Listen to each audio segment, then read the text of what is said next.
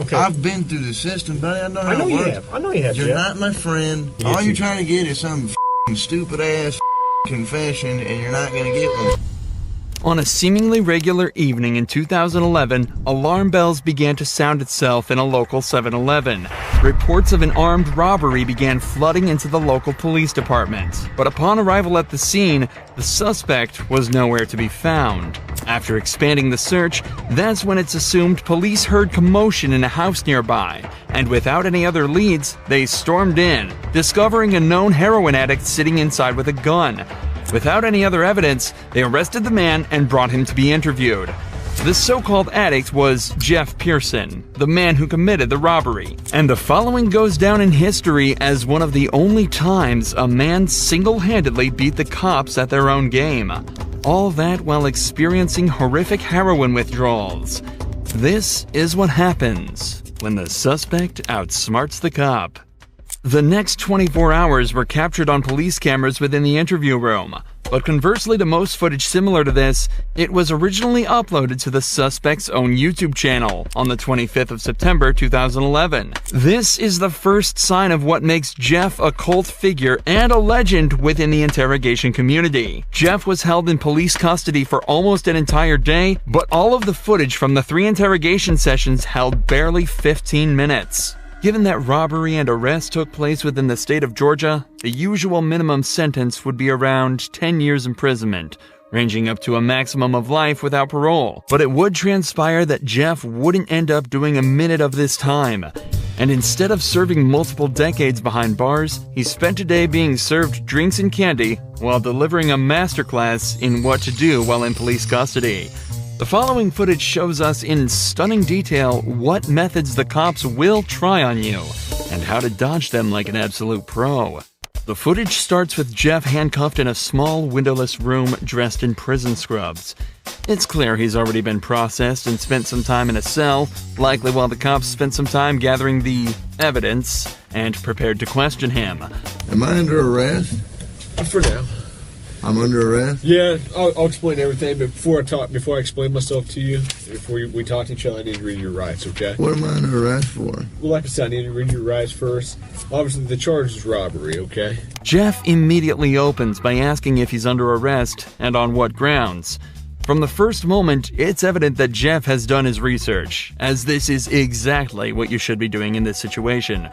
From here, there are 2 options. If you're not being arrested or detained, you can state that you're also not obligated to stay and answer questions. And you should be completely free to leave the interrogation. If you are being arrested, you can then immediately ask for a lawyer and stay silent until you're provided with one. These options give you the best chance of stopping the police in their tracks and allow you to create the best defense possible. What's amusing is that when you're being arrested in America, the officer is actually legally obligated to remind you of this. Take a listen to the Miranda warning that this detective reads out to Jeff. You have the right to remain silent. Anything you say can will be used against you in the court of law. You have the right to talk to a lawyer for advice before we question you. If you cannot afford to hire a lawyer and you want one, a lawyer will be provided for you. If you decide to answer questions now without a lawyer present, you'll still have the right to stop answering questions at any time. Does that make sense? You've probably heard these before, haven't you? These 3 points are incredibly important and are often overlooked by the average citizen due to the panic of being arrested in the first place. Alongside this, because of how much we hear these lines in media such as police shows and movies, most people completely glaze over it when they're being read these rights, and fail to take into account that they're actually being provided with useful information that allows you to stay safe and protected while in police custody. What this detective didn't mention, though, is that if you ask for a lawyer while under arrest, they are not allowed to continue questioning, and you have a complete, unquestionable right to refuse to answer any questions they may ask until you're provided with an attorney. The detective also ends the rights with a snide remark about Jeff's past, meant to subconsciously remind him that he is a previously convicted criminal. Do you understand your rights? Do you understand your rights, Jeff? Yes or no? You understand? We're getting paid more than you are, so we can sit here for a long time, man. I just need you to answer me yes or no. Do you understand your rights? Let's get through that question. Do you understand what I read you? Do you comprehend what I read you? Jeff has been explicitly told he has the right to remain silent, so that's exactly what he's deciding to do. Right here, the leading detective leans back in his chair. This was meant to show that he's unconcerned with Jeff's silence, and that he can stay there as long as necessary. But body language like this usually indicates some form of unrest. It's clear that the detective knows that this is gonna be a tricky few hours for them. If you got something that says you didn't do this robbery, this is your chance to talk to us. Okay, good cop. No, usually I'm the prick. You look like the prick. I am. If it's dominance we're talking about, Jeff just took everything the cops had and dumped it in that garbage can. I'm not asking if you want to talk to me at this point. I just wanted to understand what I read to you. So am I under arrest? Yes, you're under arrest. Get me back to the cell. I don't talk to you motherfuckers. Okay, fair enough. In this first round of interrogation, Jeff exhibited exactly the correct behavior given his current circumstances. He knows the cops have nothing on him. They wouldn't be there talking to him in the first place if they did, so he stays silent. And so it's off back to his cell he goes. But 2 hours later, he's brought back to the same room for round 2. You wanted a Coke? Yeah. You gonna be able to pop it open, or you need me to? I need methadone. You need methadone? Yeah, you guys can get me that methadone or what? I don't have any. Do you have medication for it, or a prescription for it? Or? No. What do you need methadone for? Because I'm a fucking junkie and you guys, I can't get no methadone. I'm going to go through withdrawal here in a minute. A can of soda is all Jeff requested before he returned to the interrogation room. But he immediately mentions the withdrawals that he's likely already starting to feel. However, methadone, the drug Jeff asked for at the start of this conversation, can be used to significantly reduce the effects of the withdrawal. It can even reduce the cravings he's also probably been experiencing for the entire time he's been in police custody. How long you been using heroin? Long time, buddy. 10 years? 15 years? I hardly been alive that long. What are you trying to talk to me about here? Talk to you about what happened last night. Look, here's the deal. Either you're in a bad set of circumstances, or you went and committed an armed robbery last night. Yeah, right? I'm in a shitty, wrong place at the wrong time, obviously. I didn't commit no fucking armed robbery. All right, then let's talk about this. Let's I not keep up I the don't act. talk to the police, man. Jeff is clearly through with the personal talk and wants to get back to the matter at hand. In his eyes, he's been arrested for something he didn't do and wants to get out of there as quickly as possible. Okay. I've been through the system, buddy. I know how it you works. have. I know you have, You're Jeff. not my friend. I'm not your friend. You're trying to fucking get me. Or you're No, trying I'm not trying to get all you. you're trying to get is some fucking stupid ass fucking confession, and you're not going to get one. Jeff, I'm not going to get a confession out of you for nothing. Exactly, because I And didn't I'm do not nothing. trying to get a confession out of you. Okay, I'm going to tell you, I didn't commit no armed robbery, and y'all ain't got no fucking evidence saying I did. Let me go. All you did is find me sitting in my buddy's house because my fucking buddy's dog's going ape shit. I go outside. There are cops everywhere, and they spotlight me. They say, "Come here." I say, "What's up?" They search me. They ain't find Hang on. nothing. What's Let up? me read this. No. Yes. Because I'm not going to sign it. You don't have to sign it. But let me read it for you. Okay? I'm not signing nothing. You don't have to sign it. The irony of this cop saying he's not trying to get Jeff while he has him handcuffed in an interrogation room questioning him is very amusing.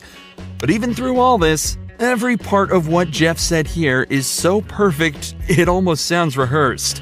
It's an incredible display of personal legal defense, and is even more impressive when you layer it with the fact that Jeff is almost definitely starting to experience withdrawals.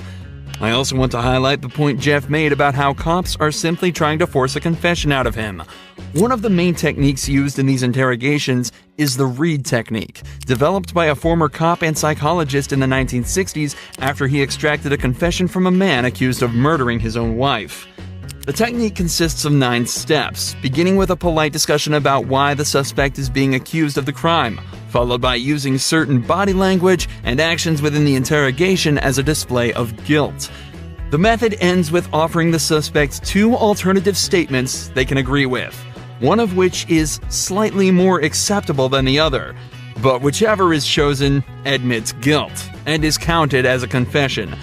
This method forces the suspect into a corner and is exceedingly good at extracting false confessions from innocent suspects. In fact, the original case that technique was formed around fell apart after discovering that the man, in fact, did not kill his wife and was tricked into giving a false confession. Absolutely next level gaslighting. Tell me what happened last night. Plain and simple. Your side of the story. I'm not talking to you. I'm a lawyer. All right. This is what I don't understand. I know, but this is what I don't understand, Jeff. You were sitting there talking just like you were ready to sit here and tell me what happened last night, and then all of a sudden I read that to you, and you screw it, I ain't talking to you. I want a lawyer. I don't understand that. What changed? Because I told you what. I already told you what happened. You didn't. How didn't I?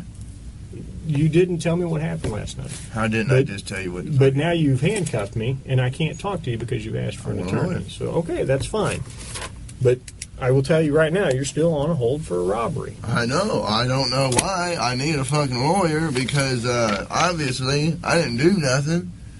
And obviously you guys know I didn't do nothing because I've been arrested for the same bullshit before and you guys don't interview me this much. So, wham bam, thank you for the coke, put me back in the cell. That's my home. We haven't interviewed you yet.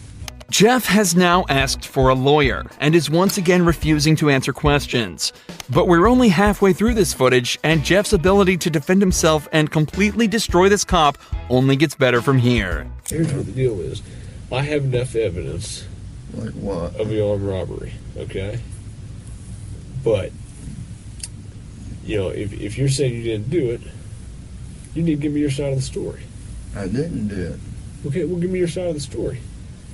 You got to, convince me. Because I got a lot of evidence. I got a lot of physical evidence. Well, like what? Name the physical Well, I don't need to, why should I tell you that? This is where the detective starts to become desperate. He knows he's running out of time, and so has completely abandoned any elaborate techniques or methods to try and get information out of him. He's now instead moved on to essentially just threatening him with false claims of evidence that he can easily use to convict Jeff. If all of this was true, he'd likely be trying to use it to intimidate Jeff into panicking and giving up more information. But instead, he uses a flimsy rhetoric, claiming that because Jeff hasn't helped him, he won't help Jeff. There's only a couple pieces of evidence I'm missing. Name them.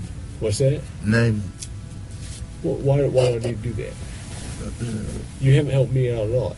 You give me a little bit, I give you a little bit. We go back and forth. I give you one of my pieces of evidence, now give me a little something. Alright? What time do you get over to Aaron's house?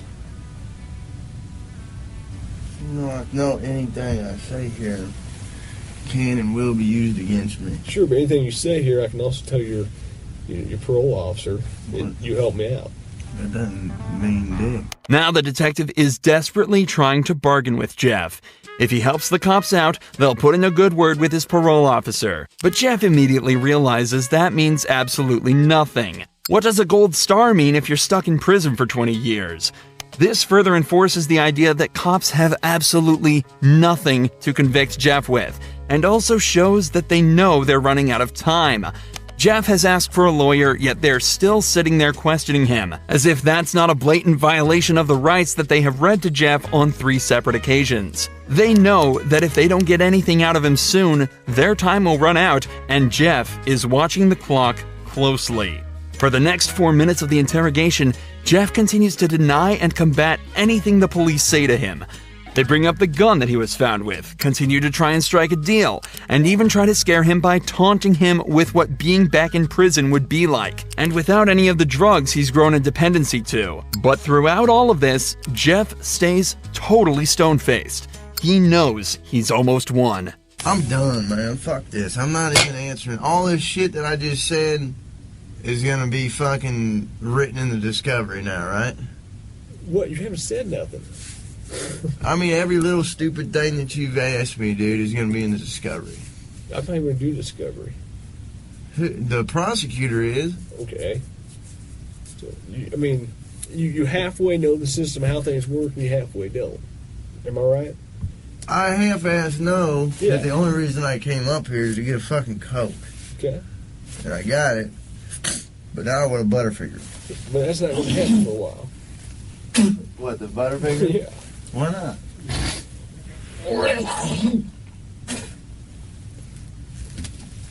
I need to go to the hospital. I'm coughing up blood. Let's go to the hospital. For the last few hours, the police have been questioning a man who is clearly in pain, denying him access to the legal prescription drug that would help him deal with his issues, and questioning him repeatedly on a crime for which they have no evidence for. All the while, Jeff dealt with this as casually as possible, asking for sodas and chocolate bars. Jeff knew misspeaking at any point could lead him down a slippery slope, so he exerted his rights in the perfect way, and 12 hours later, it's recorded that he was released from custody and sent on his merry way. It's also reported that from here, Jeff began to turn his life around. He's off heroin and now spends his time uploading to the same YouTube channel the footage from this video was uploaded to.